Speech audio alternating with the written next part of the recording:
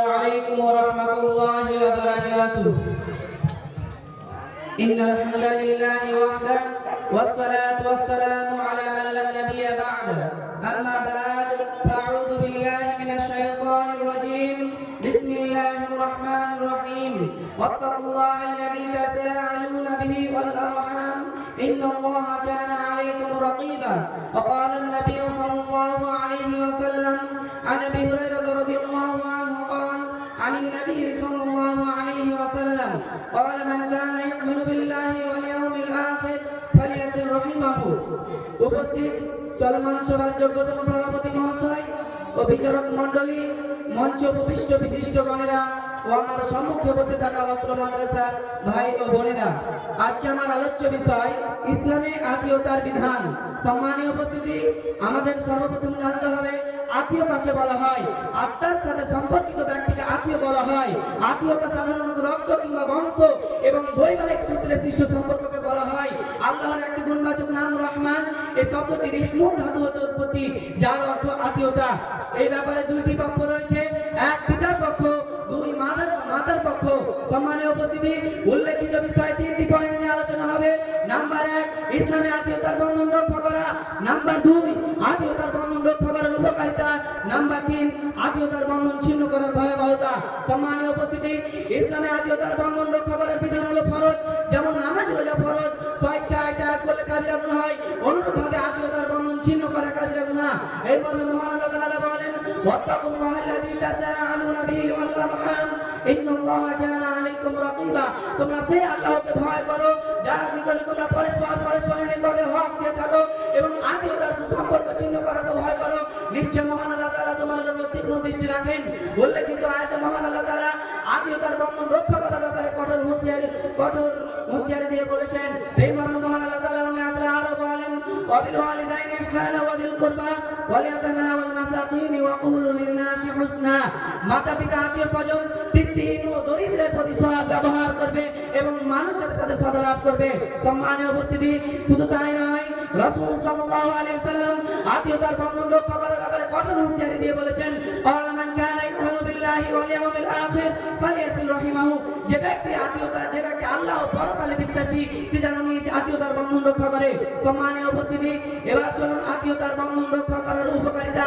আত্মীয়তার বন্ধন রক্ষা করলে গুনাহ পর্যন্ত মাফ হয়ে যায়। আব্দুল্লাহ ইবনে উমর রাদিয়াল্লাহু আনহু হতে বর্ণিত, তিনি বলেন, রাসূল সাল্লাল্লাহু আলাইহি সাল্লামের কাছে এক ব্যক্তি এসে বললেন, হে আল্লাহর রাসূল সাল্লাল্লাহু আলাইহি সাল্লাম, আমি একটি বড় গুনাহ করে ফেলেছি, সুতরাং আমার জন্য কি তওবা আছে? রাসূল সাল্লাল্লাহু আলাইহি সাল্লাম তাকে জিজ্ঞাসা করলেন, তোমার কি মা আছে? সে বলল নেই। রাসূল সাল্লাল্লাহু আলাইহি সাল্লাম আবার জিজ্ঞাসা করলেন, তোমার কি খালা আছে? সে বলল জি হ্যাঁ। রাসূল সাল্লাল্লাহু আলাইহি সাল্লাম বলেন, অতঃপর তুমি তার সঙ্গে সৎ ব্যবহার করবে। সম্মানীয় উপস্থিতি, আত্মীয়তার বন্ধন রক্ষা করলে রিজিক এবং হায়াত দীর্ঘায়িত হয়। আনাস রাদিয়াল্লাহু আনহু হতে বর্ণিত, তিনি বলেন, রাসূল সাল্লাল্লাহু আলাইহি সাল্লাম বলেছেন, ক্বালা মান আহাব্বা আন ইউসাতা লাহু ফি রিজকিহি ওয়া ইউসা লাহু ফি আথরিহি ফালিয়াসিল রাহিমাহু। যে ব্যক্তি পছন্দ করে যে তার রিজিক বেড়ে যাক, হায়াত বেড়ে যাক, সে যেন তার নিজ আত্মীয়তার সাথে সৎ ব্যবহার করে। আত্মীয়তার বন্ধন রক্ষা করলে জান্নাতের পথ পর্যন্ত সহজ হয়ে যায়। আবু আইয়ুব আনসারী রাদিয়াল্লাহু আনহু হতে বর্ণিত, তিনি বলেন, রাসূল সাল্লাল্লাহু আলাইহি সাল্লামের কাছে এক ব্যক্তি এসে বললেন, হে আল্লাহর রাসূল সাল্লাল্লাহু আলাইহি সাল্লাম, আপনি আমাকে এমন একটি আমল দেখিয়ে দিন যা আমাকে জান্নাতের নিকটবর্তী করবে এবং জাহান্নাম থেকে দূরে সরে যাবে। রাসূল সাল্লাল্লাহু আলাইহি সাল্লাম বলেন, একমাত্র আল্লাহর ইবাদত করবে, তার সঙ্গে কাউকে শরীক করবে না, সালাত কায়েম করবে, যাকাত দিবে এবং নিজ আত্মীয়তার বন্ধন রক্ষা করবে। লোকটি রওনা দিল।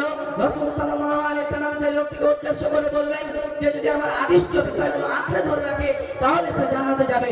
সম্মানীয় উপস্থিতি, এবার চলুন আত্মীয়তার বন্ধন ছিন্ন করার ভয়াবহতা। ইসলামের বিধানে আত্মীয়তার সম্পর্ক ছিন্ন করা জাহান্নামে যাওয়া অন্যতম এক কারণ। এই জন্য রাসূল সাল্লাল্লাহু আলাইহি ওয়াসাল্লাম কঠোর হুঁশিয়ারি দিয়ে বলেছেন, লা ইয়াদখুলুল জান্নাতা কাতিউন। আত্মীয়তার বন্ধন ছিন্নকারী জান্নাতে প্রবেশ করবে না। শুধু তাই নয়, যারা আত্মীয়তার সঙ্গে সুসম্পর্ক ছিন্ন করবে, মহান আল্লাহ তাআলা তাদের প্রতি লানত বা অভিশাপ করেছেন।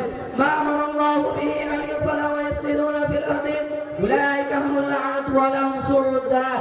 যে সম্পর্ক ক্ষুণ্ণ রাখতে মহান আল্লাহ তাআলা আদেশ করেছেন তা ছিন্ন করে এবং পৃথিবীতে অশান্তি সৃষ্টি করে, উলাইকা হুমুল লাআনাতু, তাদের জন্য লানত বা অভিশাপ রয়েছে, ওয়া লাহুম সুউদ দার, এবং তাদের জন্যই রয়েছে মন্দ আযাব। সম্মানীয় উপস্থিতি, যারা আত্মীয়তার সঙ্গে সুসম্পর্ক ছিন্ন করবে মহান আল্লাহ তাআলা তাদের সাথে সম্পর্ক ছিন্ন করবে। এই ব্যাপারে এই মর্মে ইমাম বুখারী রাহমাতুল্লাহ আলাইহি অধ্যায় বাবা নিয়েছেন বাবু মান ওয়াসাল্লাহু যে ব্যক্তি আত্মীয়তার সঙ্গে সুসম্পর্ক রক্ষা করবে মহান আল্লাহ তাআলা তাদের সাথে সুসম্পর্ক রক্ষা করবেন। শুধু তাই নয়, আত্মীয়তার সম্পর্ক ছিন্ন করে মহান আল্লাহ তাআলা দুনিয়াতেও শাস্তি দিয়ে থাকেন। আবু বকর রাদিয়াল্লাহু আনহু হতে বর্ণিত তিনি বলেন রাসূল সাল্লাল্লাহু আলাইহি সাল্লাম বলেছেন দুইটি গুনাহ ছাড়া এমন কোনো গুনাহ নেই যে গুনাহগারের শাস্তি মহান আল্লাহ তাআলা দুনিয়াতেও শাস্তি দিয়ে থাকেন। এক অত্যাচারী, দুই ওয়াকাত জাতির রহমি এবং আত্মীয়তার বন্ধন ছিন্নকারী। সম্মানীয় উপস্থিতি, এবার চলুন আত্মীয়তা বর্তমান আমাদের আত্মীয়তার অবস্থা। বর্তমানে আমাদের আত্মীয়তার সঙ্গে সম্পর্ক নেই বললে চলে, কারণ পিতা মাতার সঙ্গে নেই সুসম্পর্ক, ভাইদের মধ্যে বৃদ্ধি পাচ্ছে শত্রুতা, চাচা ও দাদাদের মধ্যে চলছে রেষারেষি, বোন ও ফুফাদের মাথার বোঝা হয়ে দাঁড়িয়েছে, একে অপরের নেই সুসম্পর্ক। বর্তমান সমাজে আত্মীয়তার বন্ধন রক্ষা করার বিষয়টি খুব অবহেলিত। অনেক ব্যক্তি আত্মীয়তার বন্ধন রক্ষা করে তেমন গুরুত্ব দেয় না, এটাকে ঐচ্ছিক মনে করে থাকে, অথচ ইসলামের গুরুত্ব অপরিসীম। আপনারা শুনলেন, পরিশেষে আমি আল্লাহর কাছে দোয়া করি আমরা যেন আত্মীয়তার বন্ধন রক্ষা করার ক্ষমতা দাও, আমিন। হে আল্লাহ, আমরা যেন আত্মীয়তার বন্ধন ছিন্ন করা থেকে বেঁচে থাকতে পারি, ক্ষমতা দাও, আমিন। এই বলে আমি বক্তব্য করছি। আসসালামু আলাইকুম ওয়া রাহমাতুল্লাহি ওয়া বারাকাতুহু। জাযাকাল্লাহু হাসানান জাযা। আমরা খুব মনোযোগ সহকারে শ্রবণ করছি। বাংলা বক্তব্য ইসলামে আত্মীয়তার বিধান।